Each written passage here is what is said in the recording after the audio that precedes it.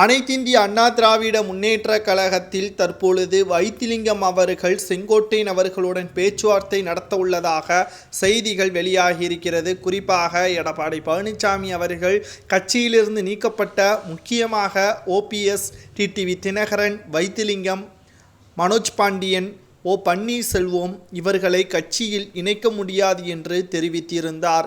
மேலும் பல்வேறு பிரச்சனைகளுக்கு மத்தியில் நாடாளுமன்ற தேர்தல் முடிவுகள், அதிமுகவின் ஓட்டுக்கள் விக்கிரவாண்டி இடைத்தேர்தலில் திமுகவிற்கு சென்று இருப்பதையும் நம்மால் பார்க்க முடிந்தது.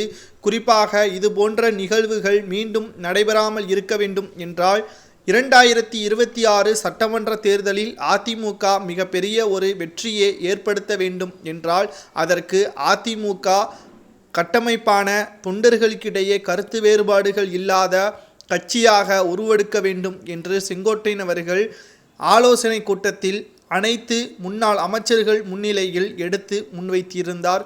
முதலாவதாக சசிகலா அவர்கள் தென் மாவட்டத்தை குறிவைத்து அதிமுகவின் தொண்டர்களை ஒன்றிணைப்பதற்காக தற்பொழுது பயணத்தையும் மேற்கொண்டு வருகிறார்.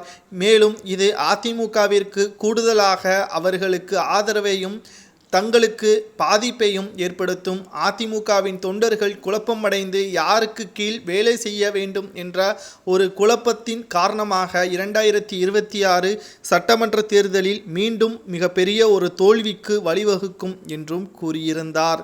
இந்த சூழ்நிலையில்தான் சசிகலா அவர்கள் ஓபிஎஸ், டிடிவி தினகரன், வைத்திலிங்கம் இவர்களை கட்சியில் இணைப்பதற்காக செங்கோட்டையன் அவர்கள் எடப்பாடி பழனிசாமி அவர்களிடம் தெரிவித்த போது ஒருபோதும் இது நடக்காது என்று எடப்பாடி பழனிசாமி அவர்கள் நேரடியாகவே கூறிவிட்டார்.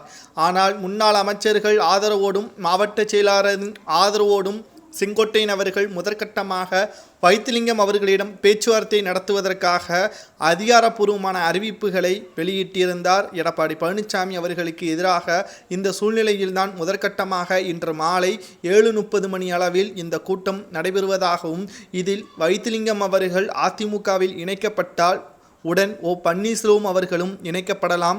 மேலும் இது சசிகலாவிற்கும் சாதகமாக மாறும். எடப்பாடி பழனிசாமி அவர்களுக்கு மிகப்பெரிய ஒரு சிக்கலாக இது உருவாகும் என்றும் கூறப்படுகிறது.